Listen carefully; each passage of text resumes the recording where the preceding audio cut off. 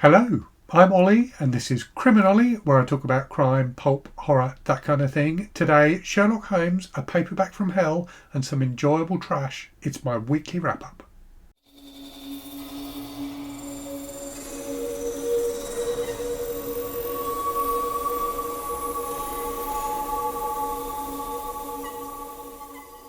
So for the last couple of weeks, my reading has been very much focused on March Mystery Madness, the annual reading event where we celebrate the joy of reading mysteries. I've taken a slight diversion from that this week. I did finish one mystery this week, and I am still reading a couple of other mysteries, but I've also read some other things. So I've injected a bit of horror and a bit of trash into my reading diet this week, and I've had a really fun week.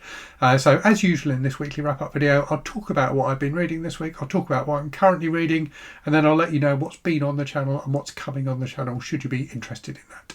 So in terms of books I finished this week then, so I finished 4 books. The first of those was one for March Mystery Madness, and that was The Beekeeper's Apprentice by Laurie King. So I think I spoke briefly about this book in my wrap-up video last week when I was still reading it. So it's a Sherlock Holmes pastiche featuring Sherlock Holmes kind of teaming up with this teenage girl who's equally a genius to him and solving crimes, basically, as you would expect from Holmes. And it was a really fun read. So this was published in the 1990s originally. And I think, for me, that has made it a bad choice for March Mystery Madness. Not that I didn't enjoy the book, but what I've been doing for March Mystery Madness is reading books from a series of decades, from the 1930s, and I'll finish in the 2020s. And I've read one book from each decade, so this was the book originally published in the 90s. But whereas the other books I've read were set in the decades in which they were published, this one clearly isn't. So this is set in, I can't remember, the early 1900s. And for that reason, it felt like it kind of broke that chain. So I still really enjoyed it, but I think I would have preferred it if I'd picked a book from the 1990s. So anyway, as I say, this has Holmes meeting. So Holmes is kind of set after the other Sherlock Holmes books. Holmes is retired. He's kind of living in the Sussex countryside, and he meets this teenage girl who is the narrator of the books. And this is indeed the first in a series of books by Laurie King that cover these two characters. So they meet up, and she impresses him with her intelligence.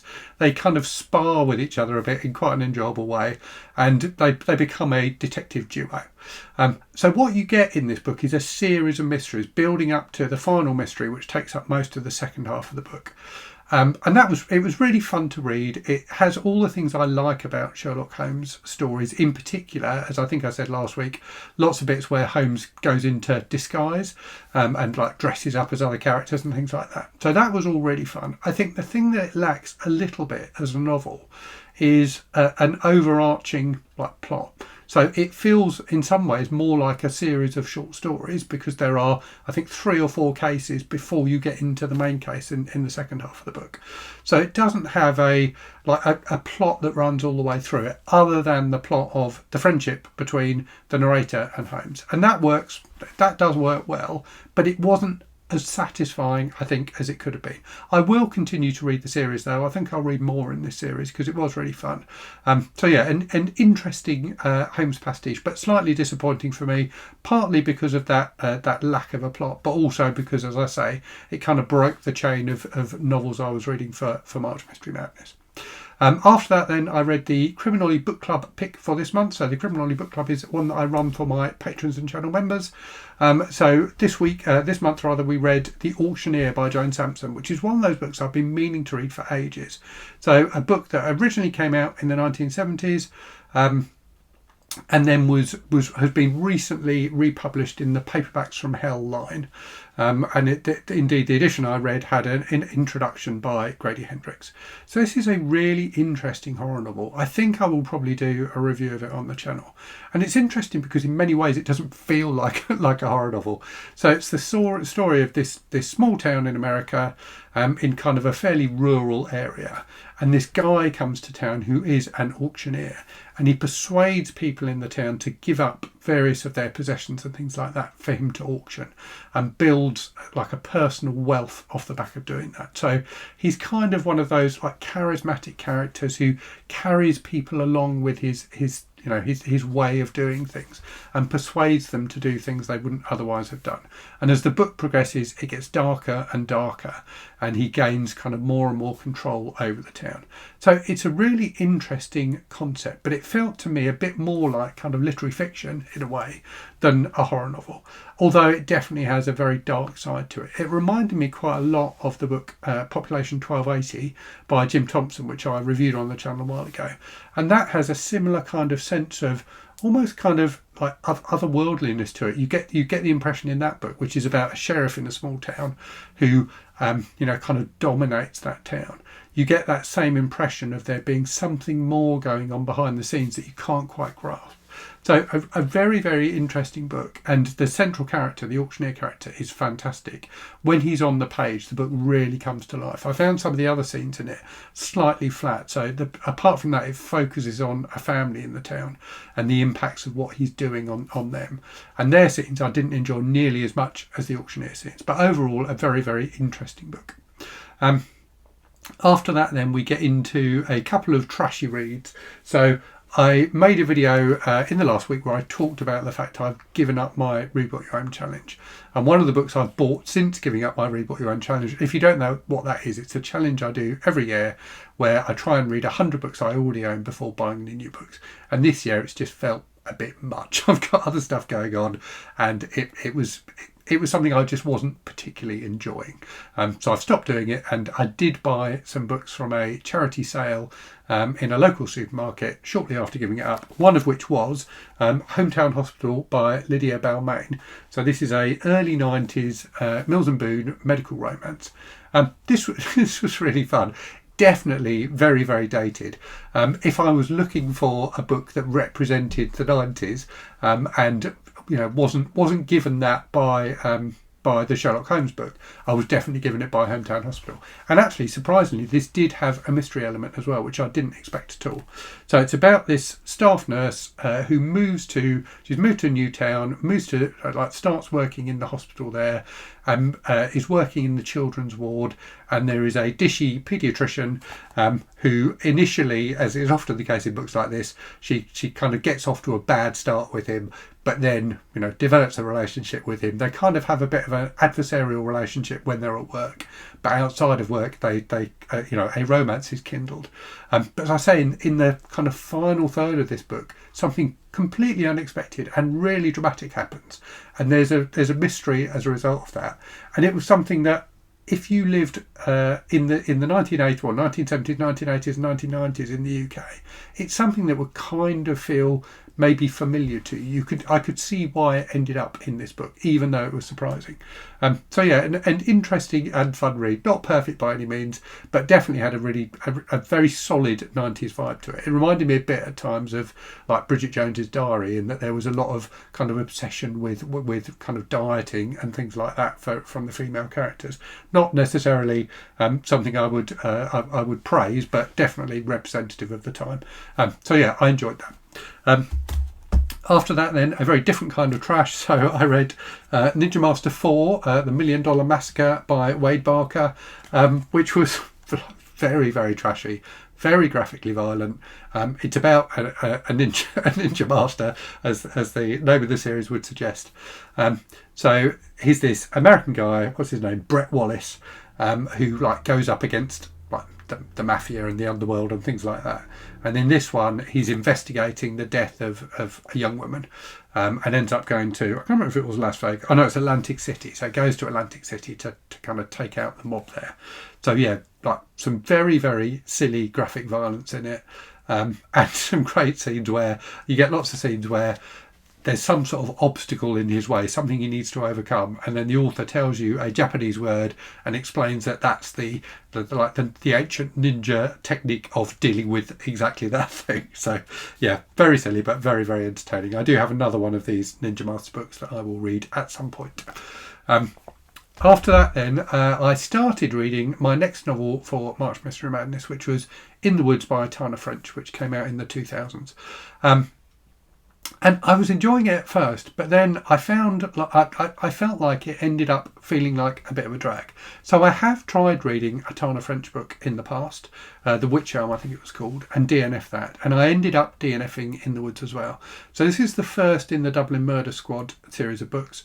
I know loads of people really, really like this series. Lots of people have recommended them to me, but I've decided Tana French is just not for me. And I can't quite put my finger on why.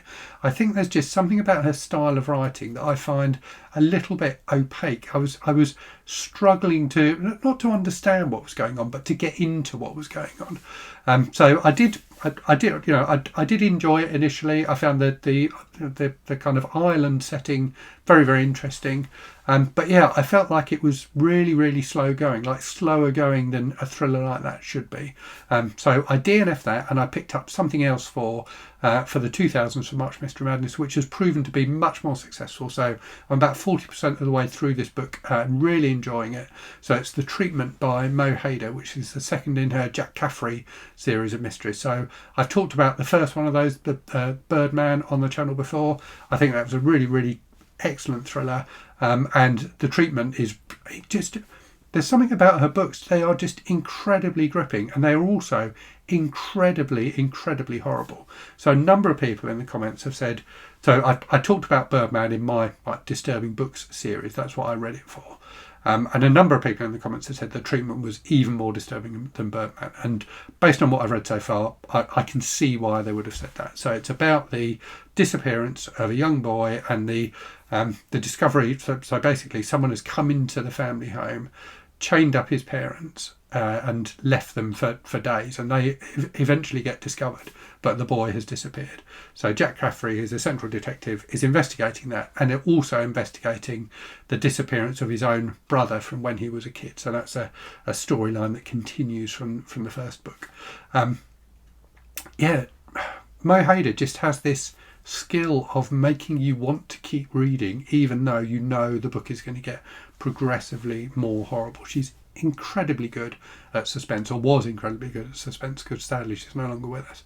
But yeah, really, really good thriller. I'm enjoying it very much, and it's one of those books that manages to be both a mystery and a thriller. So I tend to think of those genres as two different things. Mysteries being about, discovering what has happened, and thrillers being about wanting to know what happens next. And this is one of those books that manages to mash the two together, in that there is a genuine sense of peril for some of the characters you are reading about, whilst there's also an investigation of a past crime. So yeah, really, really enjoying that. And I'm also continuing to listen to the audiobook of Gorky Park by Martin Cruz Smith, the 80s Moscow set book about a detective investigating the discovery of some bodies in Gorky Park. So I made a comment when I talked about this book last week, saying I wasn't sure if it was, how realistic its portrayal of Soviet Russia was. And whether it was in some ways infected by, kind of Western propaganda from the time. And somebody said they didn't think that was the case, and I'd realised why when I read more of the book. And I've got to that point now, and I definitely realise, I definitely agree with that comment. I think it's a really rich and interesting novel, and I'm definitely looking forward to reading more in the series. I've got a bunch more of them. So yeah, that's what I am currently reading. In terms of channel stuff then, so in the last week you've had 4 videos from me as normal, 5 if you include last week's weekly wrap up. So you had my review of Mockingbird by Walter Tevis, which I think is an absolutely fantastic science fiction novel and a book that everyone should read. It's one of those books I thought was that good. You had a video talking about mysteries and what I think the appeal of mystery fiction is.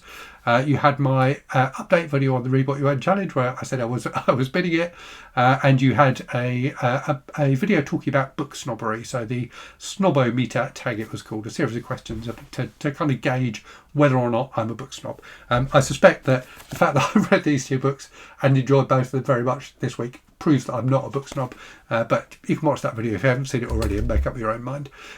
In the week ahead then, I've got 3 videos planned. I will try and come up with an idea for a 4th, but I'm not quite sure what that's going to be yet.